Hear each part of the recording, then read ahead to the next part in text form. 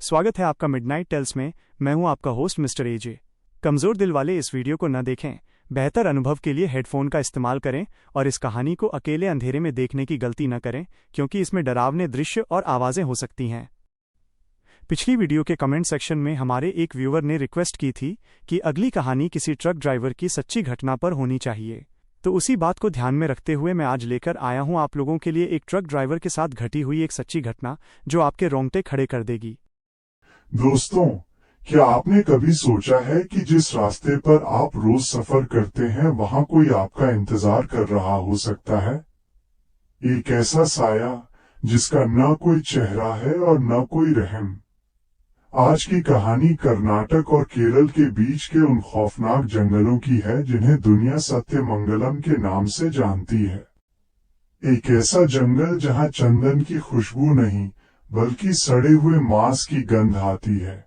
तो अपने कानों में हेडफोन डाल लीजिए, लाइट बंद कर दीजिए और अकेले अंधेरे में इस कहानी को सुनने की गलती बिल्कुल न करें, क्योंकि आज का सफर वापसी का नहीं है। ये घटना कर्नाटक और केरल के बीच के उस जंगल की है जिसे सत्यमंगलम के नाम से जाना जाता है। रंजीत नाम का एक ट्रक ड्राइवर चंदन की लकड़ियों की लीगल खेप लेकर मैसूर की तरफ जा रहा था। रात के करीब 3 बजे बज रहे थे और हल्की बारिश हो रही थी। सड़क इतनी संकरी थी कि 2 ट्रक एक साथ नहीं निकल सकते थे। अचानक रंजीत को हेडलाइट की रोशनी में सामने सड़क के बीचों बीच एक बहुत बड़ा पत्थर पड़ा हुआ दिखा। उसने गाली देते हुए ट्रक रोका और नीचे उतरा ताकि उस पत्थर को हटा सके। लेकिन जैसे ही वो पत्थर के पास पहुंचा, उसके रोंगटे खड़े हो गए। वो पत्थर नहीं था, बल्कि सफेद कपड़ों का एक बहुत बड़ा ढेर था। रंजीत ने जैसे ही उसे छुआ, वो कपड़े का ढेर अचानक खड़ा हो गया। वो 7 फीट लंबा एक आदमी था जिसकी पीठ रंजीत की तरफ थी। रंजीत डरकर पीछे भागा और ट्रक के केबिन में घुस गया। उसने जल्दी से दरवाजा लॉक किया और इंजन स्टार्ट करने की कोशिश की, पर चाबी घूम ही नहीं रही थी।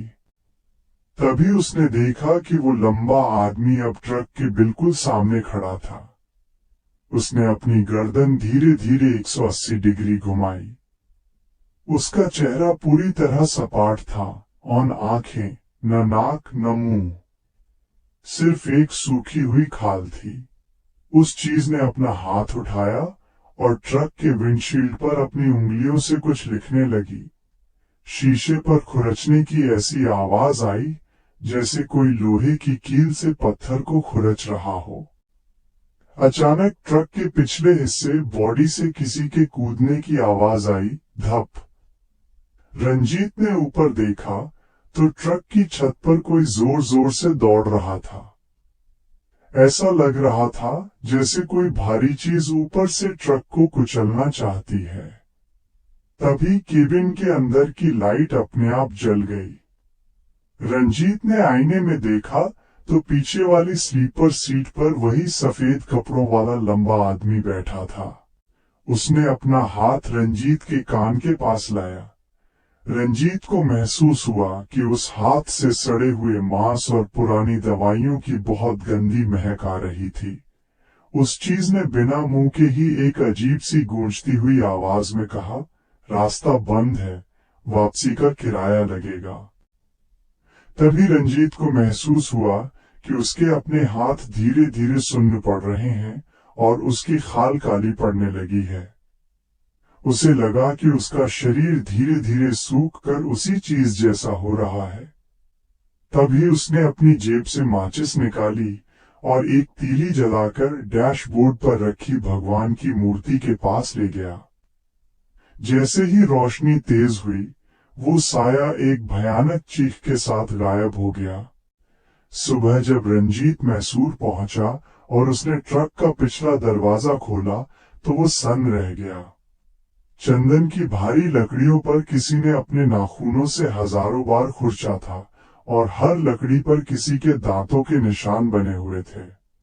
केबिन के विंडशील्ड पर जहां उस चीज ने कुछ लिखा था, वहां पर अभी भी उंगलियों के निशान थे, जो कांच के अंदर की तरफ से नहीं बल्कि कांच के बीच में धंसे हुए थे।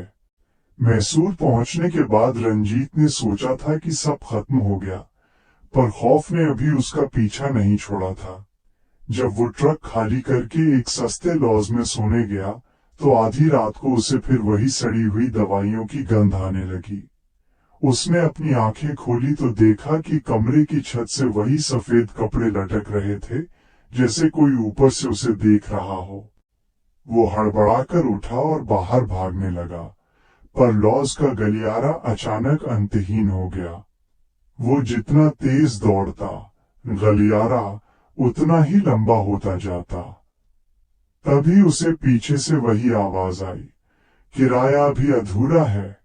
रंजीत ने मुड़कर देखा तो उसकी चीख निकल गई। लॉज की दीवारों पर लगी तस्वीरों से वही सपाट चेहरे वाले लोग बाहर निकल रहे थे। रंजीत के शरीर पर जहां जहां उस चीज ने छुआ था, वहां अब छोटे छोटे सुराख होने लगे थे और उनमें से चंदन का बुरादा, सॉडस्ट बाहर गिर रहा था। उसका मांस धीरे धीरे लकड़ी में बदल रहा था। वो गिरता पड़ता अपने ट्रक की ओर भागा। उसे लगा कि उसका ट्रक ही उसे बचा सकता है। जैसे ही वो ट्रक के पास पहुंचा, उसने देखा कि ट्रक का इंजन अपने आप चालू था और विंडशील्ड पर खून से लिखा था, अगली सवारी। ट्रक के अंदर अब कोई ड्राइवर नहीं था, पर स्टीयरिंग व्हील किसी अदृश्य हाथ से घूम रहा था। रंजीत ने देखा कि उसके हाथ अब पूरी तरह सख्त हो चुके थे। वो अपनी उंगलियां तक नहीं हिला पा रहा था। तभी पीछे से वही 7 फीट लंबा साया आया और उसने रंजीत को उठाकर ट्रक के पिछले हिस्से में फेंक दिया। रंजीत अब लकड़ी के उन कुंदों के बीच पड़ा था जिन्हें उसने कल ही खाली किया था। अचानक ट्रक के पीछे का भारी दरवाजा अपने आप बंद हो गया और बाहर से कुंडी लग गई। रंजीत ने अंधेरे में महसूस किया कि उसके चारों तरफ चंदन की वो लकड़ियां अब हिल रही थीं। वे लकड़ियां नहीं थीं, बल्कि उन पर बने दांतों के निशान अब मुंह में बदल रहे थे और रंजीत के शरीर को कुतरने लगे थे। ट्रक तेजी से वापस सत्यमंगलम के जंगलों की ओर चल पड़ा। सुबह जब पुलिस को वो ट्रक लावारिस हालत में सड़क के बीचों बीच मिला तो ड्राइवर का केबिन बिल्कुल खाली था। लेकिन ट्रक के पिछले हिस्से में पुलिस को चंदन की एक ऐसी लकड़ी मिली जो बिल्कुल किसी इंसान के आकार की थी। उस लकड़ी के चेहरे पर कोई आंख, नाक या मुंह नहीं था और उसके गले में रंजीत का वो ताबीज लटका हुआ था जो वो हमेशा पहनता था। पुलिस ने जब उस इंसानी शक्ल वाली लकड़ी को देखा तो उसे सबूत के तौर पर अपने साथ ले जाने का फैसला किया। जैसे ही 2 सिपाही उस लकड़ी को उठाने लगे, उन्हें महसूस हुआ कि वो लकड़ी सामान्य से कहीं ज्यादा भारी और गर्म थी। जैसे जैसे सूरज ढलने लगा, उस लकड़ी के अंदर से एक हल्की धड़कन सुनाई देने लगी, इंटू धक धक धक। तारांकन। रात के वक्त पुलिस स्टेशन के मालखाने स्टोर रूम में जहां वो लकड़ी रखी थी, अचानक एक अजीब सी सरसराहट होने लगी। ड्यूटी पर तैनात सिपाही ने देखा कि मालखाने के दरवाजे के नीचे से भूरे रंग का बारीक बुरादा बाहर निकल रहा था। उसने जैसे ही दरवाजा खोला, उसकी आंखों के सामने रंजीत की वो लकड़ी की मूर्ति खड़ी थी, लेकिन अब उसका आकार बदल चुका था। उसके शरीर से चंदन की टहनियां बाहर निकल रही थीं, जो सांप की तरह लहरा रही थी। रंजीत की वो मूर्ति अब धीरे धीरे स्टेशन के गलियारे में चलने लगी। उसके पैरों के निशान जमीन पर नहीं पड़ रहे थे, बल्कि जहां जहां वो कदम रखती, वहां का फर्श लकड़ी के तख्ते में बदल जाता। सिपाही ने चिल्लाने की कोशिश की, पर उस मूर्ति ने अपनी एक टहनीनुमा उंगली सिपाही के मुंह के अंदर डाल दी। सिपाही का शरीर कुछ ही सेकंड में सूखने लगा और वो एक सूखे पेड़ के तने जैसा सख्त हो गया। तभी स्टेशन के बाहर वही ट्रक आकर रुका जो कल लावारिस मिला था। ट्रक का हॉर्न अपने आप बजने लगा, एक लंबी डरावनी आवाज जो पूरे जंगल में गूंज उठी। रंजीत की वो लकड़ी वाली रूह उस ट्रक की ओर बढ़ी। ट्रक का पिछला दरवाजा खुला और उसके अंदर से वही 7 फीट लंबा सपाट चेहरे वाला साया बाहर निकला। उसने रंजीत की मूर्ति को गले लगाया और उसे ट्रक के अंदर ले गया। अब रंजीत अकेला नहीं था। ट्रक के अंदर अब ऐसी दर्जनों लकड़ी की मूर्तियां बैठी थीं। ये वे सभी लोग थे जिन्होंने पिछले कई सालों में उस रास्ते पर किराया नहीं चुकाया था। अचानक उन सभी मूर्तियों ने एक साथ अपना मुंह खोला, जो पहले वहां नहीं था, और एक ही आवाज में चीखने लगे। उनकी चीखें किसी इंसान की नहीं, बल्कि जंगल के पेड़ों के कटने की आवाज जैसी थीं। ट्रक अब वापस सत्यमंगलम की उन गहरी घाटियों की ओर मुड़ गया जहां सूरज की रोशनी कभी नहीं पहुंचती। वहां एक बहुत बड़ा बरगद का पेड़ है जिसे स्थानीय लोग शैतान की वेदी कहते हैं। वो ट्रक सीधे उस पेड़ के अंदर समा गया जैसे वो पेड़ कोई दरवाजा हो। रंजीत की वो लकड़ी की मूरत अब उस बरगद के पेड़ की जड़ों में समा चुकी थी, जहां हजारों साल का अंधेरा और चीखें दफन थीं। जैसे ही उसका शरीर उस पुराने पेड़ से टकराया, पूरा जंगल एक कंपन से कांप उठा। ट्रक के टायर गलकर मिट्टी बन गए और रंजीत की आत्मा हमेशा के लिए उस सपाट चेहरे वाले साये की गुलाम बन गई। अब वहां से लौटने का कोई रास्ता नहीं बचा था। ये सब आज से लगभग 150 साल पहले शुरू हुआ था। उस समय सत्यमंगलम के इन जंगलों में एक छोटा सा आदिवासी कबीला रहता था, जो इन चंदन के पेड़ों को अपना देवता मानता था।